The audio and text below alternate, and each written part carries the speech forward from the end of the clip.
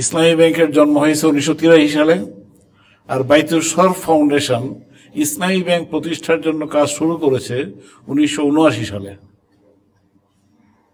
এবং তারা চট্টগ্রামে একটি সেমিনার করেছিলেন ইসলামী ব্যাংকিং এর উপরে। সেই সেমিনারে প্রধান মেহমান ছিলেন জনাব খালেদ খান।